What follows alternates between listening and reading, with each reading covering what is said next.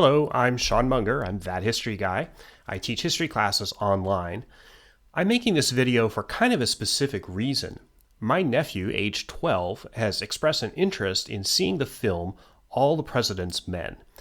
This movie, made in 1976, starring Robert Redford and Dustin Hoffman, it's based on the memoir by investigative journalists Bob Woodward and Carl Bernstein, and it's about the Watergate scandal. For the benefit of my nephew and for all of you out there in YouTube land, I thought I'd do a video to give a little context on Watergate because it's a very complicated topic.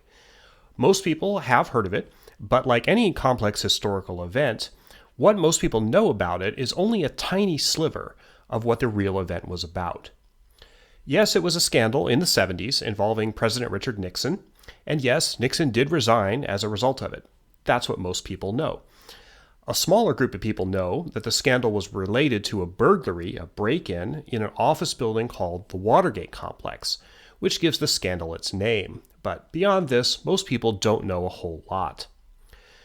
Before I get into the context of Watergate, I want to tell a little story. When I was an undergraduate in college at the University of New Mexico, I lived in a dorm, Alvarado Hall. Bob, I'm sure you're watching out there.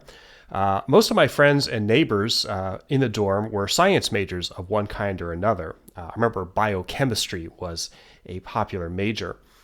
I was the only history major in the dorm, I think. And I was a little bit jealous of because a lot of my friends would knock on each other's doors in the evenings and say, "Hey man, you got to help me with this biochemistry stuff. I didn't understand today's lecture," and etc.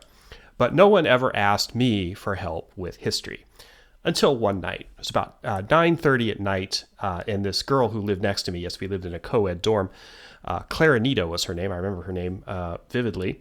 She knocks on my door and she says, "Sean, you gotta help me. I don't understand Watergate." So that was the only time in my entire college career that I was ever asked for homework help. Okay, enough war stories. So what was Watergate about? I'm going to give you two answers. The simple answer is one word. Vietnam. Yes, at its root, Watergate was about Vietnam. In fact, the two events, the Vietnam War and the Watergate scandal, are so deeply intertwined that I think you could consider them the same event. The more complicated answer is this. Since the 1950s, the United States had been deeply involved in Vietnam. That country in Southeast Asia, a former colony of France, broke away from France, took a war for them to do this, and it got split in two, North and South. And North Vietnam was communist and South Vietnam was not. The policy of the United States was very heavily anti-communist. So as North and South Vietnam fought a civil war to determine how the country was going to be unified and under what government, the U.S., which wanted South Vietnam to win, got pulled in increasingly deeper. At first, Americans were involved behind the scenes, sending lots of money to North Vietnam, sending them weapons and supplies, and eventually helping them to train their army. But it wasn't working. By 1965, the American president, Lyndon Johnson, a Democrat, was afraid that North Vietnam was going to win unless American troops actually went on the ground to fight. So that's what he did. He sent those troops, and this, of course, was the Vietnam War. The thing was, many people who worked in government knew this was a bad idea and that it wasn't going to work. A lot of these government people wrote a lot of memos to each other saying basically, "Hey guys, this is a bad idea. We're not going to win in Vietnam and we're going to get a lot of our own people killed for nothing." Most of these memos were classified, kept secret. And even though people in charge of policy, like Lyndon Johnson or the Secretary of Defense, Robert McNamara, even though they knew about these papers, they did not change their policy for a number of complex reasons. So basically, these bad idea memos piled up in files all over the place, but they all still remained secret. Let's fast forward a couple of years to 1968.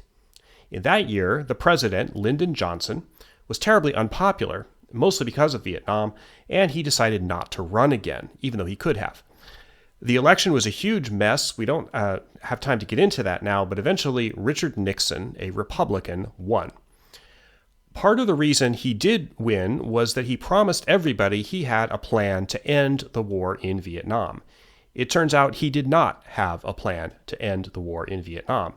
In fact, under his administration, which began in 1969, the war intensified and even began to involve other countries like Cambodia. Millions of Americans protested the war, but this was controversial because many millions of other Americans supported it and supported Nixon. Okay, so you remember all those bad idea memos. In 1971, a guy who worked for the Department of Defense, his name was Daniel Ellsberg, he collected copies of these memos and he gave them to a newspaper, the New York Times. This was against the law. Remember, the memos were classified. But he said he did it because people needed to know the truth about how we got into Vietnam. These memos, however, were published in the New York Times and later as a book called The Pentagon Papers. Nixon and the people who worked for him in the White House were horrified. They thought it was a terrible security risk and undermined their policies to have people sneaking documents out of government offices. They called it leaking. And it wasn't just Daniel Ellsberg. Lots of people were doing this kind of thing.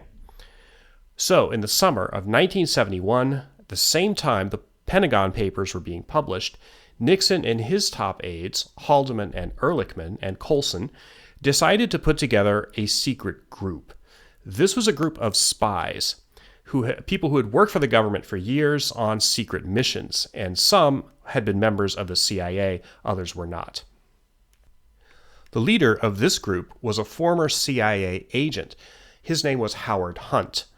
Nixon and his men gave Hunt and his team a secret mission: spy on people inside the U.S. government and find out who was leaking documents so that they could be stopped.